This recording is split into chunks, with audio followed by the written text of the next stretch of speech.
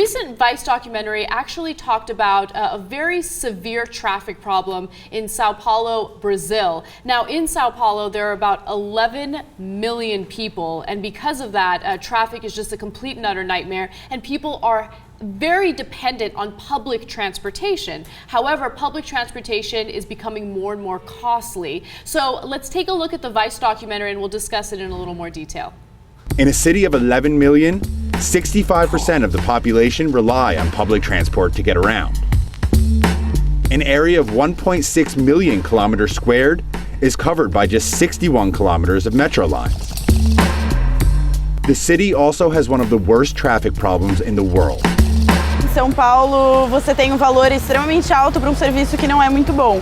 É difícil, a gente fica espremido igual uma sardinha, né? Eu acho uma porcaria, mas a passagem de cara, lotação, atraso de ônibus.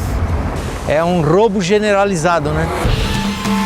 Today, São Paulo has the most expensive public transport in Brazil. The current charge of 3 reais for a single bus or metro journey is double the amount charged in the capital city, Brasilia.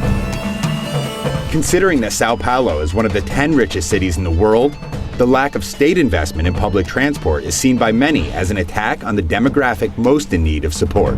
You guys know how much I hate traffic, so you know, as I was communicating with the fine people at Vice, they gave me a few options of what we can talk about today, and I thought that this particular issue really strikes home for a lot of people because a lot of people are dependent on public transportation. A lot of people do live in cities where public transportation is not readily available, like Los Angeles, for instance. You can't get around unless you have a car in Los Angeles. I know that John has definitely experienced that a little bit. He does have a scooter, so that does help. Seems unnecessary to mention, but whatever, we'll run with it. You know, just wanted to mention his scooter. Yeah. Anyway, but imagine that 11 million people. The money that should be used on expanding public transportation is not being used in the city. So understandably, people are getting upset, and working class individuals in Sao Paulo are also getting irritated because even though the public transportation seems to be relatively inefficient there, the prices continue to increase. Now, 3 reals equals 150 in American dollars, but you also have to keep in mind that many people have to take several different buses, trains, whatever it is to get to where they want to go. It takes hours. There are literally miles and miles and miles of traffic on the road, so it's just not real. That's not an efficient way to get around either. And it's kind of like one of those problems where you see throughout most big cities, but no one really discusses it or how to solve it. But it was very interesting, and so I'm going to willingly put this out for people from around the world to make fun of me for being a stupid American, but I really don't know, at the end of the day, that much about so many different places around the world. Like, the fact that Sao Paulo is one of the top 10 richest cities in the world is very interesting. But think about that. They're doing relatively well, apparently. They're in the top 10, but they have a huge amount of their working population, as you said, spending hours just trying to get to and from work. Think about the massive economic cost that's levying on Sao Paulo every single year. And the economic cost is really the heart of the story because what you're seeing in Sao Paulo is something known as the free pass movement, and that's really what this documentary is about. Now, after the price of public transportation increased, people took to the streets, and that's what I found so interesting about this story because in America, I feel like, you know, when it comes to gas prices, when it comes to corporations ripping us off, we're very complacent. We allow it to happen. But in Sao Paulo, when the fare increased, people took to the streets.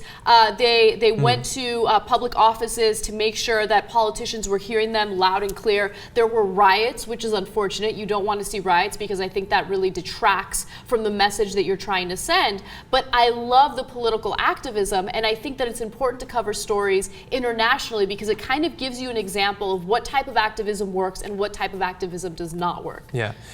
So we frequently, the few international stories that we tend to do on TYT University, like we've done quite a few about student protests in Latin America and Central America, and I don't know if maybe I'm just generalizing from the examples I've seen, but it seems like they have a culture that's more amenable to that sort of action. And obviously we don't want it to devolve into riots, but it seems like in America, the few times when young people do tend to mobilize in support of something, the media is so ready to just stamp it out if it doesn't support the status quo, and I like that they seem more willing to do that south of us. Yeah, I mean, I don't want anyone to get us wrong.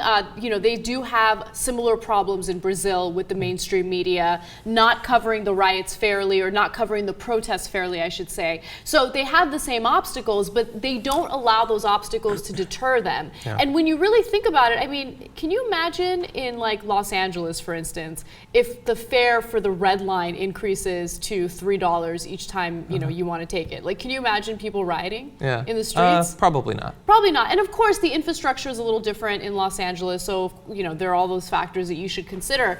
But when you look at the grand scheme of things, I feel like the complacency of Americans is really a negative thing, and we need to be more aware of what's going on, especially when it comes to our privacy rights. We're very like asleep at the wheel when it comes to the fact that we're turning into a police state. I just love it. I love seeing what's happening in other countries, and they're really fighting to make sure that students can ride public transportation for free because they're students. And it might $150 might not seem like a lot for us, but it's a lot for working class citizens and also students.